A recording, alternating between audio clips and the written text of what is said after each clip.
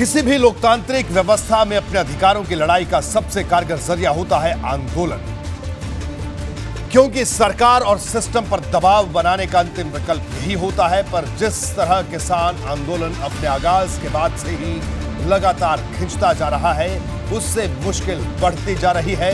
चुभने वाली बात यह है कि अन्नदाता के जिस आंदोलन को देश भर का आंदोलन बताने की कोशिश की जा रही है, वो दरअसल बेहद कम हिस्से में सिमट कर रह गया है। ऐसे में सबसे बड़ा सवाल यही है कि अगर किसानों की अगुवाई करने वाले नेता जो मांग कर रहे हैं वो जायज है, तो फिर क्यों ये देश भर का आंदोलन नहीं बना?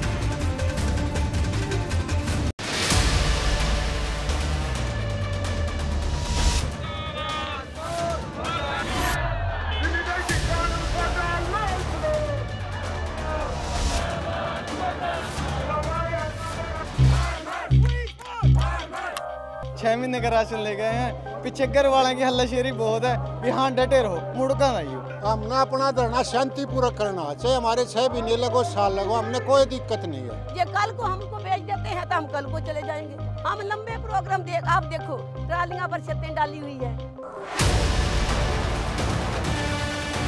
ये तस्वीरें किसानों के रेल रोको आंदोलन की हैं, जिसका ऐलान उन्होंने 12 फरवरी को किसान संयुक्त मोर्चा की प्रेस कॉन्फ्रेंस में किया था, जिसके बाद यूपी, हरियाणा और पंजाब में कई जगहों पर ट्रेनें रोकी गईं और कृषि कानूनों के खिलाफ विरोध प्रदर्शन किए गए। किसान आंदोलन का आज 85वां दिन पूरा हो गया है और आज ही यूपी, हरियाणा और पंजाब से ऐसी तस्वीरें सामने आई हैं, जिसके जरिए एक बार फिर ये साबित करने की कोशिश की गई कि आंदोलन की धार कमजोर नहीं पड़ी है।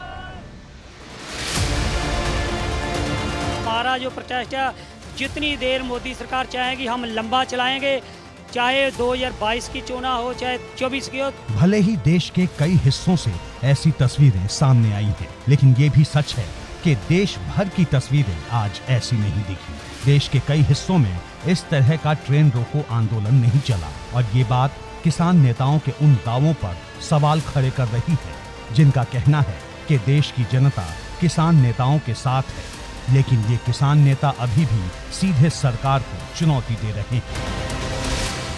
पहले थोड़ा करेंगे समाधान तो दिल्ली करेगी, गांव में थोड़ा समाधान है। नहीं, जो गांव के जो लोग हैं उनको समझाने की बात है। घूमियान दो ना, गाँव में घूमियान दो। बनने का भाव बहुत बढ़ाई दिया उन्होंने, घूमियान दो गाँव में।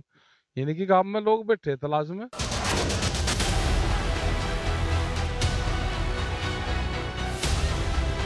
एक तरफ जहां किसान नेता सरकार को चुनौती दे रहे हैं, तो दूसरी ओर सरकार का मानना है कि जो भी किसान नाराज हैं, उन्हें मना लिया जाएगा।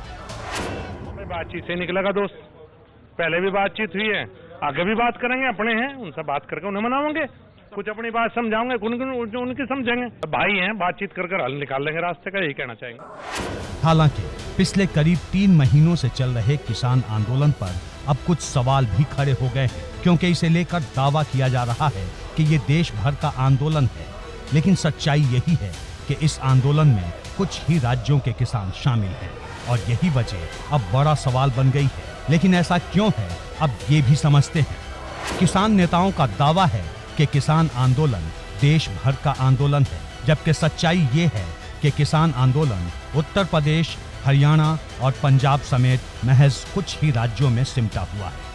किसान नेताओं का दावा है कि उनकी मांगें किसानों के हित में हैं, लेकिन सच्चाई ये है कि देश भर के किसान इस आंदोलन में शामिल नहीं।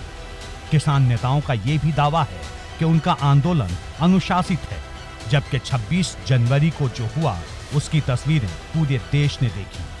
किसान नेताओं का दावा तो ये भी है कि उनके बीच कोई मतभेद नहीं है, जबकि सच्चाई ये है कि आंदोलन से जुड़े कई फैसले किसान नेताओं की तरफ से अलग अलग लिए गए। आखिर क्यों?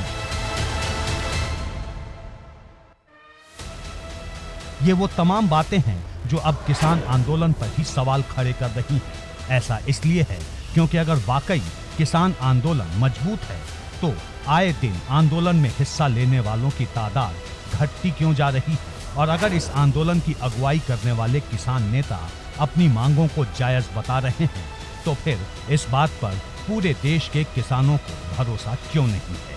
एबीपी गंगा के लिए ब्यूरो रिपोर्ट।